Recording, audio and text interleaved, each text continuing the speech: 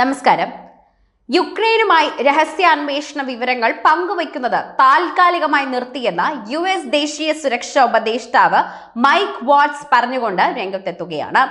ഇരു രാജ്യങ്ങളും തമ്മിലുള്ള ബന്ധത്തിന്റെ എല്ലാ വശങ്ങളും താൽക്കാലികമായി നിർത്തി പരിശോധിച്ചു വരികയാണ്.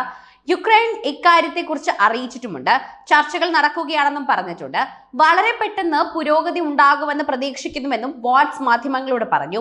യുക്രൈനുള്ള സൈനിക സഹായം നിർത്തിവെച്ചതിന് പിന്നാലെയാണ് യുഎസിന്റെ പുതിയ നീക്കം.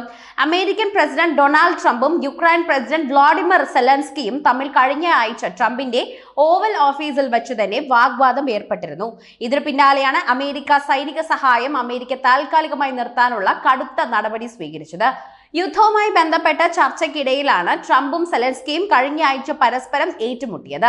വാഗ്വാദത്തിന് പിന്നാലെ ധാതു കരാറിൽ ഒപ്പുവെക്കാതെ സെലൻസ്കി വൈറ്റ് ഹൌസിൽ ഇറങ്ങിപ്പോയി. ഇരുവരും നടത്താനിരുന്ന സംയുക്ത വാർത്താ സമ്മേളനവും റദ്ദാക്കിയിരുന്നു.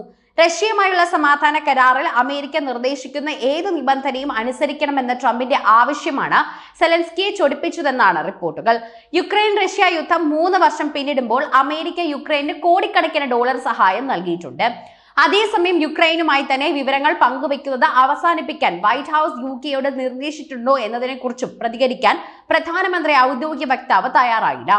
വീണ്ടും പ്രസിഡന്റ് സ്ഥാനത്തേക്ക് തിരഞ്ഞെടുക്കപ്പെട്ടതിന് പിന്നാലെ ആദ്യമായി US കോൺഗ്രസിനെ അഭിസംബോധന ചെയ്ത് കഴിഞ്ഞ ദിവസം ഡൊണാൾഡ് ട്രംപ് ചില കാര്യങ്ങൾ പറഞ്ഞിരുന്നു. തന്റെ പതിവ് ശൈലിയിൽ വിമർശനങ്ങളാണ് ട്രംപ് ഇത്തവണ നടത്തിയത്. മുൻഗാമി ജോ ബൈഡനെ പല വിഷയങ്ങളിൽ വിമർശിച്ചുകൊണ്ടായിരുന്നു അദ്ദേഹത്തിന്റെ പ്രസംഗം പോലും. അമേരിക്ക തിരിച്ചു വന്നു എന്ന വാചകത്തോടെ പ്രസംഗം തുടങ്ങിയ ട്രംപ് മുൻ സർക്കാരുകൾ 8 വർഷങ്ങൾ കൊണ്ട് ചെയ്ത കാര്യങ്ങളെക്കാൾ കൂടുതൽ 43 ദിവസങ്ങൾ കൊണ്ട് തങ്ങൾ ചെയ്തുവെന്ന് അവകാശപ്പെട്ടു. സർക്കാർ തലത്തിലുള്ള എല്ലാ സെൻസർഷിപ്പുകളും അവസാനിപ്പിച്ചുവെന്ന് ആശയാവിഷ്കാര സ്വാതന്ത്ര്യം തിരിച്ചു കൊണ്ടുവരുന്നുവെന്നും ട്രംപ് പറഞ്ഞു. മനുഷ്യർ, പുരുഷൻ, സ്ത്രീ എന്നിങ്ങനെ 2 തരം മാത്രമേ ഉള്ളൂവെന്നും ട്രാൻസ്ജെൻഡർ എന്ന വിഭാഗമില്ലെന്നും അദ്ദേഹം ആവർത്തിച്ചു. സ്ത്രീകളുടെ കായിക ഇനങ്ങളിൽ പുരുഷന്മാർ കളിക്കുന്നത് വിലക്കുമെന്ന തന്റെ ഉത്തരവിനെ കുറിച്ചും ട്രംപ് സംസാരിച്ചു. മുട്ടുവില നിയന്ത്രണാതീതമാണെന്നും ആളുകൾക്ക് താങ്ങാനാവുന്ന വിലയിൽ കൊണ്ടുവരുമെന്നും ട്രംപ് ഉറപ്പു നൽകി. അമേരിക്കയുടെ സ്വപ്നം തടയാൻ ആർക്കും കഴിയില്ലെന്ന് പറഞ്ഞ ട്രംപ് രാജ്യത്തെ സ്വപ്നങ്ങൾ എപ്പോഴത്തേക്കാകും മികച്ചതായിരിക്കുമെന്ന ആത്മവിശ്വാസം പ്രകടിപ്പിക്കുകയും ചെയ്തു. അമേരിക്കയിലെ കർഷകർക്കായി പുതിയ വ്യാപാര നയം കൊണ്ടുവരും. ഗുണനിലവാരമില്ലാത്ത പല ഉൽപ്പന്നങ്ങളും മറ്റ് രാജ്യങ്ങളിൽ നിന്ന് അമേരിക്കയിലേക്ക് എത്തുന്നുണ്ട്. ഇത് കർഷകരെ ദ്രോഹിക്കുന്നതിന് തുല്യമാണ്. ഏപ്രിൽ 2-ന് പ്രാബല്യത്തിൽ വരുന്ന പുതിയ താരിഫുകൾ കാർഷിക ഉൽപ്പന്നങ്ങളെ കൂടി ലക്ഷ്യമിട്ടിട്ടുള്ളതാണെന്ന് ട്രംപ് വ്യക്തമാക്കി. മെക്സിക്കോ, കാനഡ എന്നീ രാജ്യങ്ങൾക്ക് നൽകിയ ഇളവുകൾ നിർത്തുകയാണ് ആയിരക്കണക്കിന് അമേരിക്കക്കാരുടെ ജീവനെടുത്ത ഫെന്റനൈൽ ലഹരിമരുന്ന് ഈ രാജ്യങ്ങളിൽ നിന്നാണ് അമേരിക്കയിൽ എത്തിയതെന്നും ട്രംപ് ചൂണ്ടിക്കാട്ടി.